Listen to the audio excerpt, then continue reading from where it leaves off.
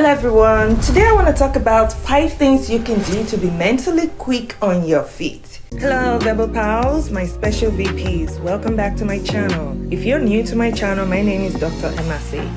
Tip number 1 is repeat questions and statements that are said to you. So if you're having a conversation with someone and you don't quite understand what they're asking or the statement, ask for clarification or repeat whatever they said, just to be sure that what they're saying, you're receiving the message or the question the way they intend that question or statement. This is to avoid misinterpretation, conflicts, or it's to shed some light into what the person is saying, especially if they're not making sense or if they're saying something that is offensive. So when you repeat things to people, sometimes just by hearing whatever they said being repeated back to them, it makes them realize that what they're saying is unacceptable or is offensive. So this is a way to get especially difficult people to understand that they're being difficult. You don't have to add anything at all. Just repeat exactly what they said. That you can say something like, did I hear you correctly?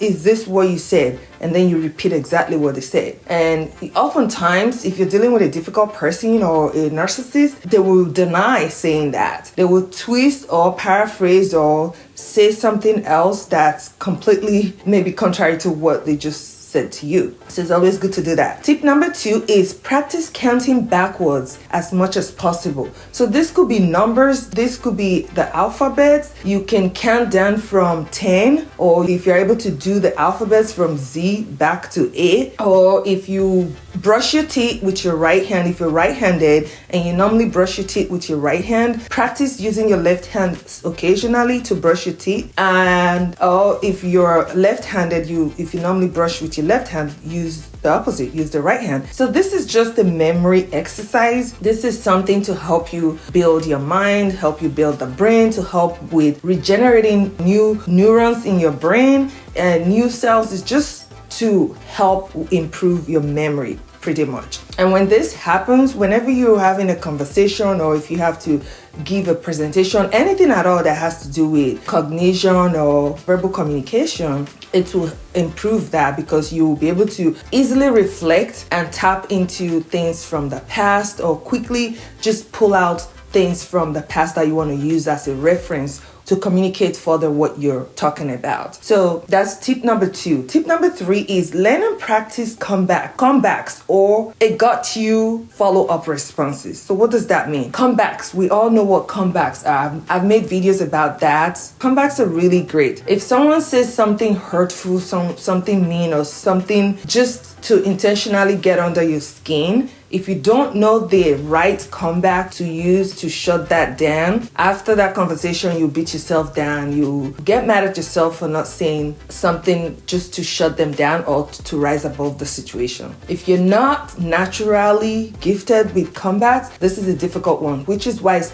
good for you to practice. It's good for you to learn some of these comebacks that you can use anywhere at all, that you can easily pull out and just use them to shut down difficult people or narcissists and toxic people. Tip number 4 is do not take things personally. This is a major one because things happen in life, but for some people, when they take things personally, it makes the pain of whatever is going on even worse. It makes the emotional attachment, the emotional pain that you attach to whatever is said to you or whatever is done to you even worse and deeper. So, but if you just look at life as, oh well, this person did this, and just use some positive explanation of why they did that, or don't even read any meaning into it. It's like having a nightmare and don't read any meaning into it. Some people will have a dream and they read meaning into it. Just don't when it comes to communicating or interaction with people,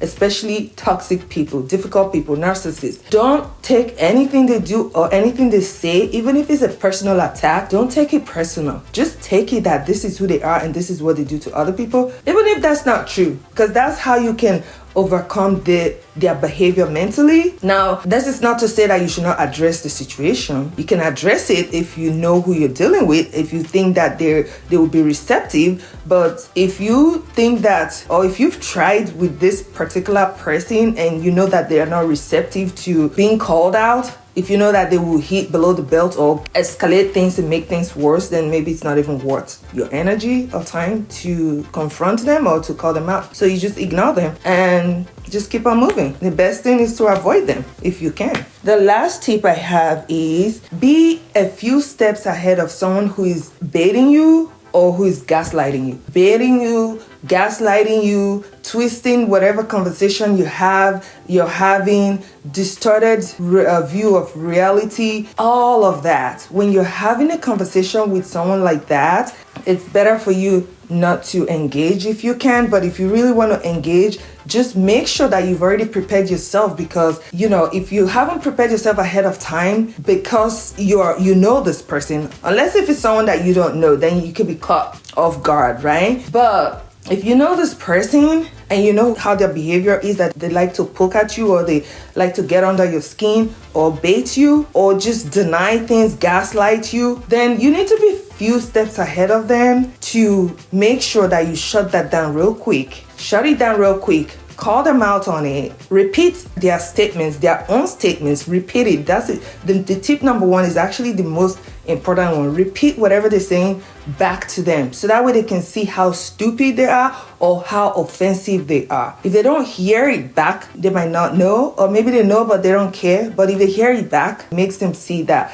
they are being intentionally mean, and that is not what you want. Okay, so these are the 5 tips that I just want to share with you today. I don't want to keep this video too long. I'm gonna try and start keeping my videos under 8 minutes, because editing is crazy. For those of you who don't know, it is not easy to edit. So one thing I want to say about myself is that I was recovering from COVID, so I took a break from doing my videos, but I'm fully recovered. I went on vacation, I came back with COVID, but it was not that bad. It was just the symptoms I have when I have allergies, especially allergies to cats or dust, or what's the other one that really gives me bad allergy? Yeah, raw nuts, raw honey, raw sugar. So that's what I was having, just minor symptoms that kept me isolated though, because I didn't want to expose others to COVID. But I'm good now, fully recovered, and I am gonna try and be posting videos every 2 to 3 days as I originally planned when I started this channel.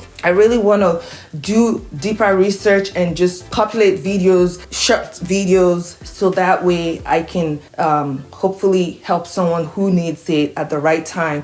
And yes, please share my channel, share the videos, like this video, subscribe to my channel if you haven't subscribed, because that's the only way you can know when I post new videos. And it also tells YouTube that my contents are valuable to someone else, so that they can recommend it. So anyway, that said, that's all I have today. Thank you so much for listening to the end. I appreciate you. I appreciate all my subscribers and all the viewers. Thank you so much, and I will see you next time. Bye bye.